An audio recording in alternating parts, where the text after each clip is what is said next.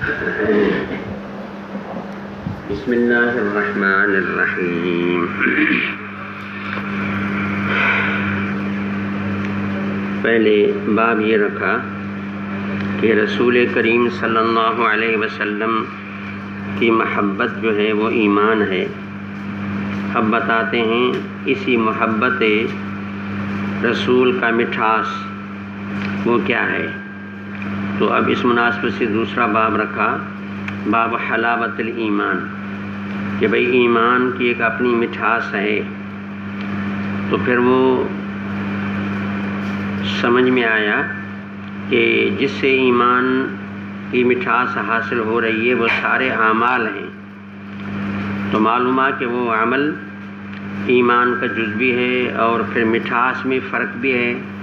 کہ وہ اعمال کسی میں کم ہیں کسی میں زیادہ ہیں، تو حلاوت میں بھی فرق آئے گا۔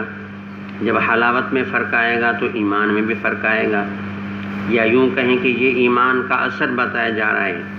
کہ ایمان کا اثر جو ہے وہ یہ ہے کہ آدمی کے اندر ایک استلذاذ اور عبادات میں لذت پیدا ہو جائے، اور یہ آنے والی حدیث میں جو چیزیں ہیں یہ چیزیں اگر انسان میں پیدا ہو جائیں، اس کا مقصد یہ کہ ایمان کی حلاوت اس کو حاصل ہے۔ حدثنا محمد بن المثنى قال حدثنا عبد الوهاب الثقفي قال حدثنا ایوب عن ابی قلابة عن انس رضی اللہ تعالی عنہ عن النبی صلی اللہ علیہ وسلم کہ روایت یوں ہے کہ ثلاث من کن فیہ وجد حلاوت الایمان، کہ تین بندے وہ ہیں کہ جس کے اندر تین خصلتیں وہ ہیں کہ جس بندے کے اندر وہ موجود ہیں تو حلاوت الایمان اس کو حاصل ہوگی۔ وہ تین خصلتیں کیا ہیں؟ ان یکون اللہ ورسولہ احب الیہ مما سواہما، اللہ اور اللہ کا رسول اس کو زیادہ محبوب ہو ساری دنیا سے، کہ بس سب سے زیادہ محبوب اگر ہے تو وہ اللہ تبارک و تعالی ہے، اور سب سے زیادہ محبوب اگر ہے تو اللہ کا رسول ہے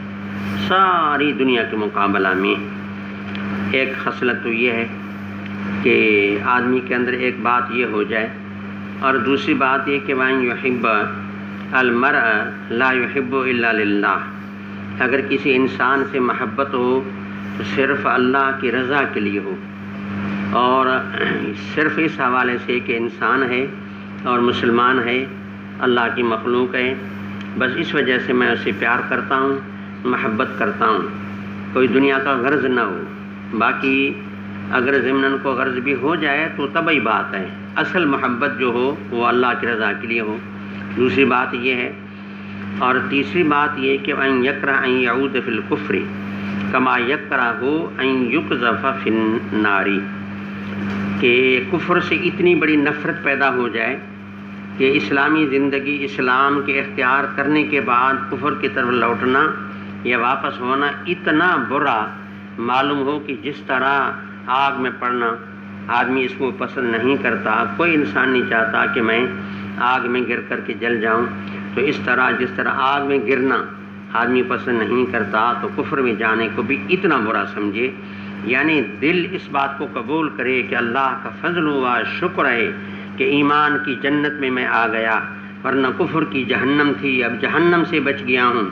اب اگر کفر میں جاتا ہوں تو پھر یہ بات ہو جاتی ہے کہ مانا پھر وہ میں آگ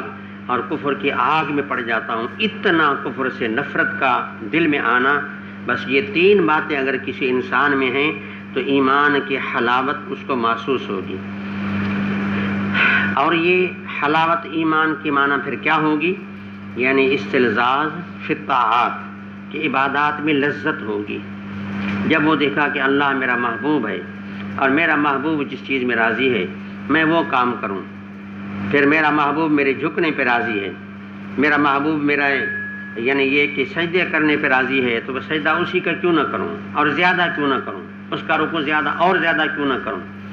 اور جب میرا نبی میرا محبوب ہے تو اسی کی سنت کی اتباع کیوں نہ کروں۔ تو اب یہ جب چیز ہے، یہ خصلتیں ہیں تین